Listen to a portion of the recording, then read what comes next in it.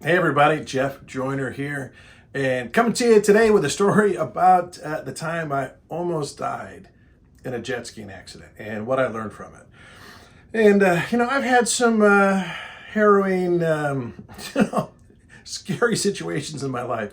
You may have seen my video about the time I almost fell to my death at the Grand Canyon, or I'll probably make a video about this sometime. The time I lost control of my car at 80 miles an hour and spun out of control on I-75, heading south from Detroit, and boy, did I learned some lessons from that experience. And one of probably the closest I came to like really being a goner was a day that I was jet skiing and got in an accident. And back when I was a younger lad, my brother and my friend Vince and my dad, we used to love to go jet skiing. We would jet ski all the time. And my brother Phil and my dad had three Sea-Doo XPs up in Michigan, and we'd go riding in Lake St. Clair area. New Baltimore is the area we'd put the boats in the water, and we'd go across the Anchor Bay and get up in the North and South Channel. And the thing we used to love to do the most is we'd get out there and we'd find there was these areas, these channels that were like relatively narrow, but deep, because huge tankers would go through there, right? For any boats to get to like Chicago, they would have to, from the ocean, they'd have to go right through this area. So huge tankers, big yachts, and we'd get behind the biggest, the yachts. What we learned is that some boats threw off a huge wake, and it depended on how they set the trim on their boat. But some boats just would put up these huge wakes that would come out on either side. And we realized there's basically like water ramps. And so we would, we get out there and we kind of, get up in front of a boat that was coming. And as the wake was coming off to the side, we would jump in the air and land. And then we just take turns, three of us, jumping and jumping and jumping. And sometimes you jump and you start going back a little bit, and you push off, so you didn't have the machine land on you, and you just land in the water. I always felt it's way safer than riding motocross or motorcycles, where you're going to end up on the asphalt. Like, worst thing that happens here, you're going to land in the water and get wet. Well, that's part of the deal. And so we would jump, and sometimes they'd be just perfect. You're like, whoa! It was so exhilarating. Whoa! Jumping that thing in the air and coming down, boom, and looping around. And one time we were behind this big party boat of like college students that were out there in their bikinis, and they started holding up signs rating our jumps. That was a 9, that was a 10, and we'd laugh and do it for hours. Probably the funnest thing that I've ever done. It's the funnest thing. If you've never gone jet skiing, people say money can't buy happiness, and I'm like, man, I've never seen somebody frowning when they were riding a jet ski. And so super, super fun. At the end of the day, we'd have to go all the way back to where we had, the vehicles and the trailers to, load the Sea-Doos up. And that was sometimes some of the hardest part of the ride was going across this area called Anchor Bay, because in the morning it was smooth as glass. We could do 60, 70 miles an hour. And I used to love just looking up. There's my brother, there's my best friend Vince, and we're just so cool. Well, on the way back, right at the end of the day, now the wind is blowing. There's been lots of other boats. It's very, very turbulent. And so you'd be riding like banging down and slow going and very, very frustrating. Well, one day we're out there. It's me and my brother Phil, and I think my dad was with us on this one. Either my dad or my friend Vince. I think Vince was there. It was me and Phil and Vince. And we're riding across it. Well, I decided, you know what? I wonder if you just go like really fast. If you could just like skip across the tops of the waves instead of up and down. Just skim across the top. So I decided to try it. I gun it, and it worked. I was like, and I was going way, way faster than those other guys. And I'm like, genius. Way faster than those conditions warranted. And it was genius until I hit one wave that was higher than the others, and I just, boom, I go flipping off the jet ski, and I came down with my face right on the front of the boat, right? So it's fiberglass. bam! I smacked my face on that. And pretty hard. It knocked me out. And so I find this all out later. At that point, everything went black. But you know what? My brother Phil was there, right? And I got lots of brothers, but Phil and I have always been the closest. He was the best man at my wedding and vice versa. And Phil was there for me that day.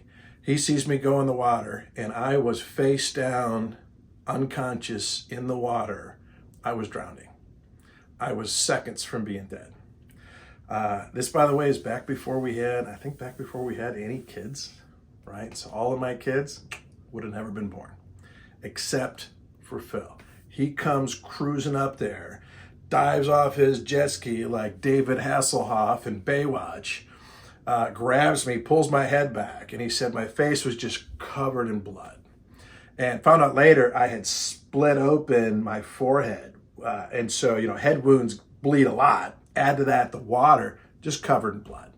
And so he, wraps his legs around my body and starts holding me. We were wearing life jackets, right? So I was floating, but if you're floating face down, that doesn't do much for you.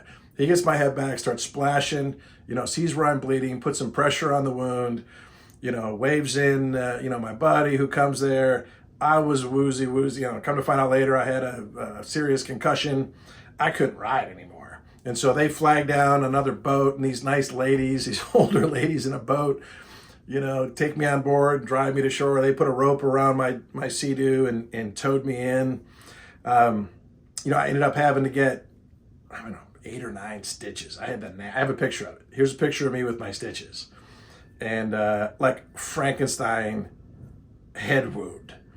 And, went to the emergency room, and the doctor who stitched it up and said, hey, just give you a warning, a little heads up, you're going to have a scar.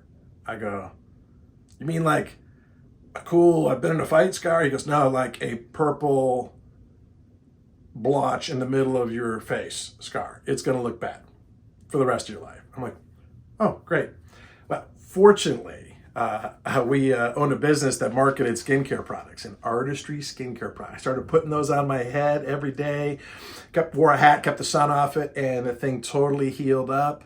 When I went back in Cincinnati, went to get the stitches out, the doctor was like, I've never seen a wound heal so cleanly in my life. And I said, artistry skincare, you got to check into that.